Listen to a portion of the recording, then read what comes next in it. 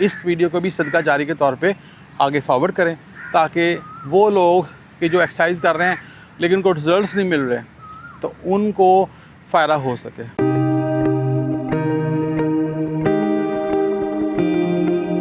अस्सलाम वालेकुम viewers, good morning again.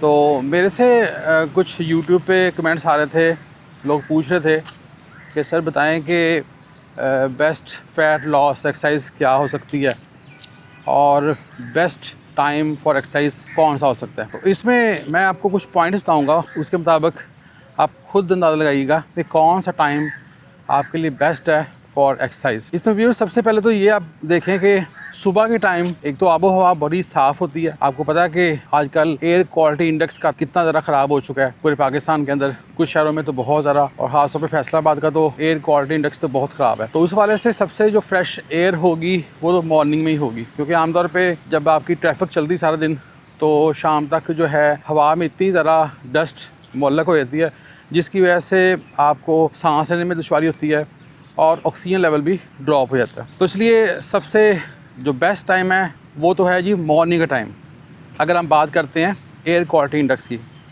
और इसके अलावा अगर आप बात करते हैं फ़ैट बर्निंग के हवाले से, तो उसके बारे में तो ज़रा समझ लें कि हमेशा जब आपकी बॉडी फास्टिंग मोड में होती है, यानी कि जब आपने 6 से 7 घंटे की नींद ली, सारी रात आप सोए, तो उस वक्त आपके जिस्म में जितने भी सिंपल कार्बोहाइड्रेट्स हैं, यानी कि ग्लूकोज जो है जो कि ब्लड में होता है, वो काफ़ी हद तक इस्तेमाल हो चुका होता है आपके जिस्म के मुख्तलिफ अफ़ाल के लिए।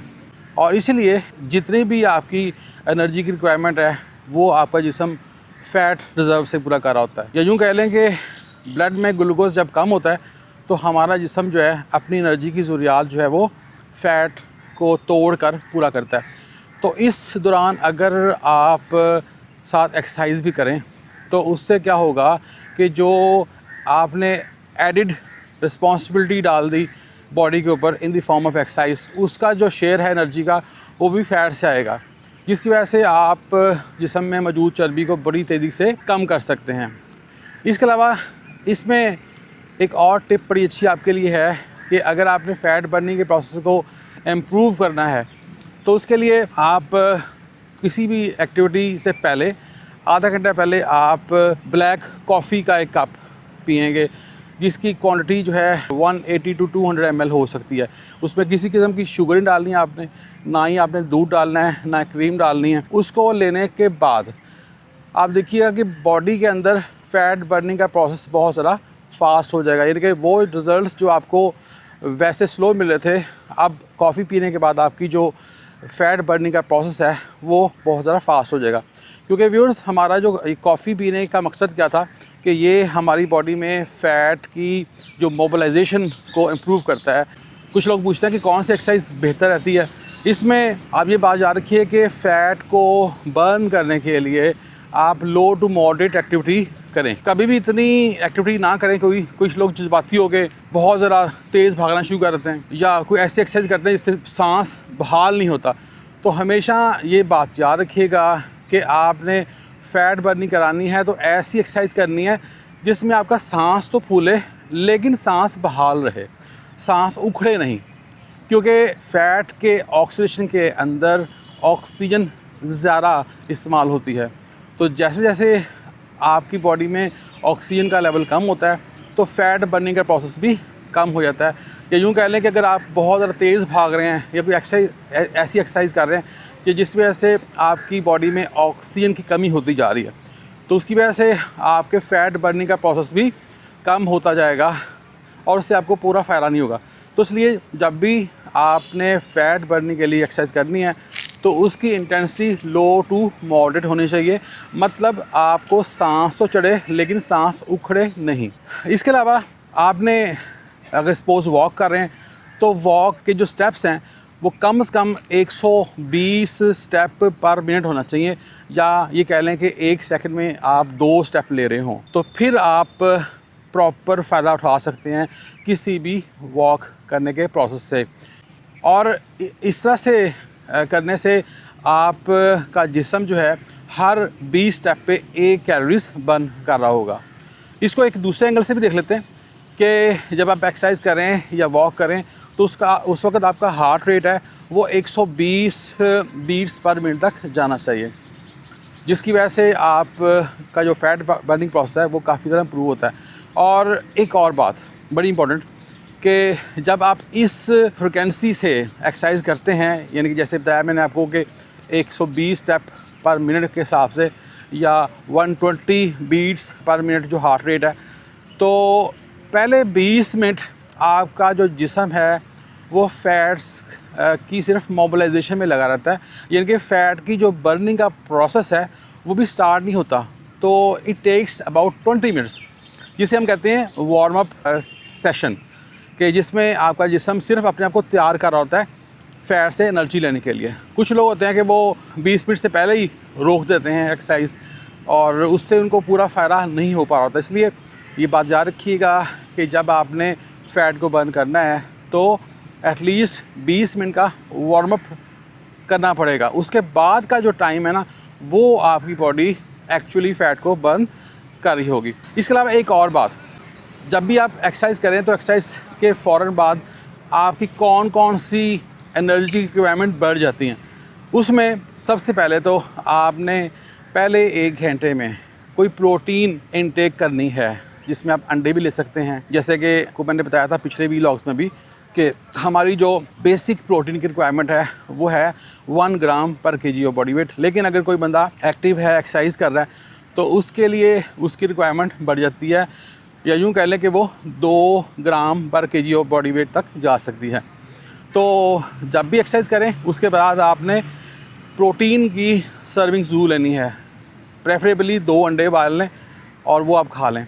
कुछ लोग बड़ी ये गलत काम करते हैं कि एक्सरसाइज करने के बाद भूख लगी तो जो सामने आया वो खा लिया, या कुछ लोग तो नाश्ते की दुकानों में भाग जाते हैं, वहाँ पे जनाब नान, चने, भटूरे, पाए, पता क्या कुछ खाना शुरू करते हैं। तो उससे जो आपने पहले 1 घंटे में जो कैलोरीज़ को बर्न किया था उसका उल्टा हिसाब होता है कि वो दोबारा से आप उससे भी ज़्यादा कैलोरीज़ इनटेक कर लेते हैं।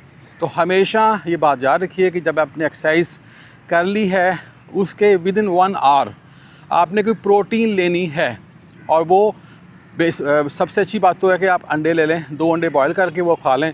उससे होगा क्या कि ड्यूरिंग एक्सरसाइज जो आपकी बॉडी में वियर एंड टियर हुई थी, मसल्स आपके कुछ डैमेज हुए थे, उनको रिपेयर करने का मौका मिलेगा। और प्लस जितने भी आपकी मेटाबॉलिज्म हुई थी उसमें भी प्रोटीन ने रोल प्ले किया था, तो उसमें भी कुछ प्रोटीन्स यूज़ हुए थे, उनको वापस लाने के लिए स्ट्रीम के अंदर प्रोटीन बहुत ज़्यादा ज़रूरी है। और ये बात याद रखें कि प्रोटीन हमारी बॉडी में काम करने वाला सबसे ज़्यादा इम्पॉर्टेंट मैक्रो न्यूट्रिएंट है। उसके अलावा दूसरा जो आपका मैक्रो न्यूट्रिएंट है जो आपने एक्सरसाइज के बाद लेना है वो है कार्बोहाइड्रेट्स। आपने पहले तो ले लिए अंडे, उसके तकरीबन कह लें 1 घंटे बाद आपने अपना नाश्ता कर सकते हैं, जिसमें आप ना होल व्हीट फ्लावर की चपाती ले सकते हैं, पराठा ले सकते हैं और बाकी जो भी लवाज़मात हैं। तो कार्बोहाइड्रेट्स भी चाहिए, क्योंकि आपकी बॉडी ने जो एनर्जी हासिल की थी वो आपके मसल ग्लाइकोजन से ली थी या फैट स्टोर से ली थी। तो उसको पूरा करने के लिए आपकी बॉडी ने फिर क्या करना है कि उन ग्लाइकोजन स्टोर्स को भी रिस्टोर करना है। तो इस तरह से आपके जो ग्लाइकोजन स्टोर्स हैं मसल्स के, और इसके अलावा जिगर के अंदर भी कुछ ग्लाइकोजन स्टोर होता है, तो उसको रिस्टोर करने के लिए भी आपको ग्लूकोज की अमाउंट चाहिए, और वो आपने लेनी है हमेशा कॉम्प्लेक्स कार्बोहाइड्रेट से। रिफाइंड फ्लावर की चपाती से नहीं लेनी, बल्कि होल व्हीट ग्रेन का फ्लावर लेना है, होल व्हीट फ्लावर लेना है, उसका फ़ायदा होगा। और एक्सरसाइज के फ़ौरन बाद कोई भी ऐसा मशरूब नहीं पीना आपने कि जिसमें बहुत ज़्यादा शुगर हो। ये भी अक्सर लोग कहते हैं कि जैसे ही एक्सरसाइज की है तो प्यास भी लगती है और वो कहते हैं जी वीकनेस हो गई है, उसके लिए फिर वो साथ ही कोई जूस की बोतल, कोई डब्बे वाला जूस पीना शुरू करते हैं। ये भी बहुत ज़्यादा गलत काम हो जाएगा कि जो आपने पहले 1 घंटे में एक स्ट्रगल की थी, मेहनत की थी, वो सारी की सारी जो स्ट्रगल है वो ज़ाया हो जाती है। अच्छा, इसमें एक और बात है कि कुछ लोग शाम के टाइम एक्सरसाइज करते हैं। शाम के टाइम एक्सरसाइज करना तो ऐसे ही है जैसे आप अपने जिस्म के साथ ज़्यादती करें। ओ भाई, सारा दिन आपने जिस्म को इस्तेमाल किया, उसको इतना रगड़ा, और आप फिज़िकली और मेंटली एग्जॉस्ट हैं, और शाम को जाके आप फिर जिम में घुस जाएं या आप वॉकिंग ट्रैक पे घुस जाएं, ठीक है, तो ये तो ज़्यादती होगी कि आपका जिस्म ऑलरेडी वीक है, मेंटली स्ट्रेस में है, इसके अलावा आपकी बॉडी में फ़िज़िकली वो न्यूट्रिएंट्स अभी अवेलेबल नहीं है, क्योंकि सारा दिन आपने काम काज किया है तो उसमें आपने एनर्जी यूज़ किया है, तो अब उसमें आके आप जिम में भी आ गए, उससे स्ट्रेस बढ़ती है और आपको एक्सरसाइज के फ़ायदे कम और नुकसानात ज़्यादा मिलते हैं। तो इसलिए मेरी रिकमेंडेशन ये है कि अगर आपने बेस्ट रिज़ल्ट्स लेने हैं तो मॉर्निंग के टाइम एक्सरसाइज करें। मॉर्निंग में एक्सरसाइज करने का बेनिफिट्स ज़्यादा हैं। एक तो आपको ऑक्सीजन अच्छी मिलेगी, क्योंकि एयर क्वालिटी इंडेक्स अच्छा होता है, ऑक्सीजन का लेवल अच्छा होता है।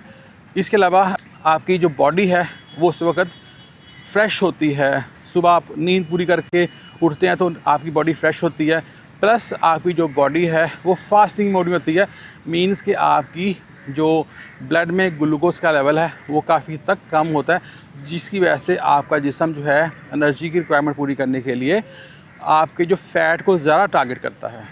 तो आई होप सो कि आज की वीडियो से आपको अपने सवालों का जवाब मिल जाएगा, और मुझे कमेंट बॉक्स में आप ज़रूर बताइएगा कि आप किस वक्त एक्सरसाइज करते हैं और क्या मैंने जो आपको टिप्स दिए हैं वो आपको अच्छी लगी हैं और ऐसा होना चाहिए। इस वीडियो को भी सदका जारी के तौर पे आगे फॉरवर्ड करें, ताकि वो लोग कि जो एक्सरसाइज कर रहे हैं लेकिन उनको रिज़ल्ट्स नहीं मिल रहे, तो उनको फ़ायदा हो सके। अल्लाह हाफ़िज़।